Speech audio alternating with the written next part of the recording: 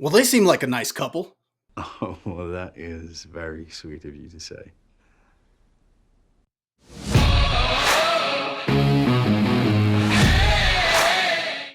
Welcome everyone to Was It Good? My name is Bob, and today we're going to be talking about the new James McAvoy film, Speak No Evil.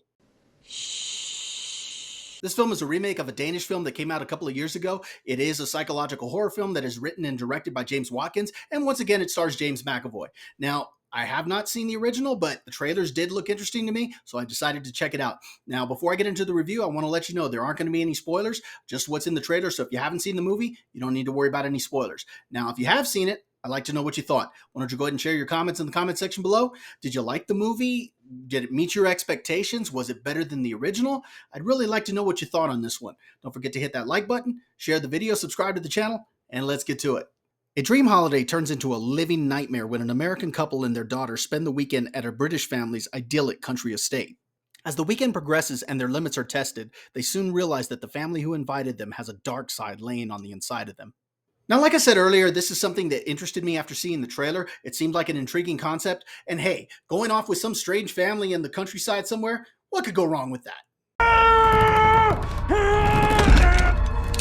Easily the best part about the film is James McAvoy. The guy delivers one heck of a performance. I really enjoyed him when he was on screen. I was just drawn to everything that he said. He's actually kind of funny in certain parts. He seems like the guy you'd want to sit down and just hang out with. But at the same time, there just seems like there's something off. And James McAvoy has played these types of roles before where it just seems like there's something off. He's not well. He can be funny or creepy or even both at the same time. He did a fantastic job in this movie, and I really enjoyed the performance. As far as the rest of the cast go, I thought they all did a really good job as well. Now, I do have some criticisms of the characters they played, but the cast themselves did a really good job.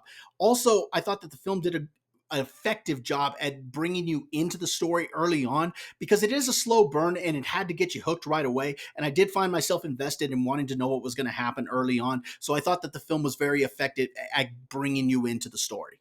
Like I said, I do have some criticisms of some of the characters, specifically Ben and Louise Dalton. These two characters are dumb. They make some really dumb decisions. Who just goes and spends a weekend in a strange place with a strange family? Not a great plan.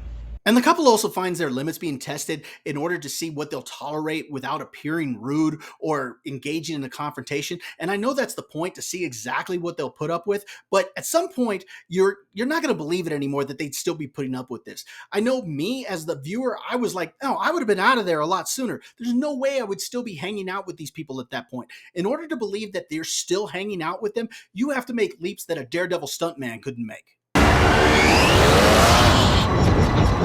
And that actually took away from a lot of the tension that had been built up leading into the third act. And by the time I got there, I just didn't find myself really caring what happened to the characters anymore. Part of that was because I just thought that they were so dumb and they put up with way too much that I was thinking there is no way they would actually still be here. This is not very believable. And I didn't find it to be very realistic. And so because of that, the tension was gone for me. Also, the trailer itself gave away way too much. By the time I got to that third act, I had pretty much already seen everything that was in the trailer, and even part of the third act you had already seen. Yeah, there were a few things here and there that were revealed, but the majority of it was already seen in the trailer. So if you've seen the trailer, you've seen the movie. I said at the beginning that I wasn't going to give any spoilers, but if you've seen the trailer, the movie's already been spoiled for you. I thought that it gave away way too much, and that was a disservice to the film.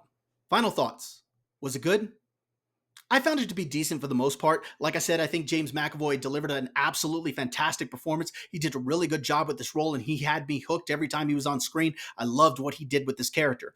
But like I said, that so many of the things that happened were very unrealistic that it actually took me out of the film, especially by the time we got to the last act. There were a lot of people that were actually laughing in the theater during that part, including myself, and we were not supposed to be laughing during that last act. So because of that, I can't say it was any more than a decent film. It's not one I'm going to rush out and watch again. So if you haven't seen the film, you could probably wait for streaming on this one. Now, if you're still watching this long, I'd like to thank you for joining me. Don't forget to hit that like button, share the video, subscribe to the channel, and we'll see you next time.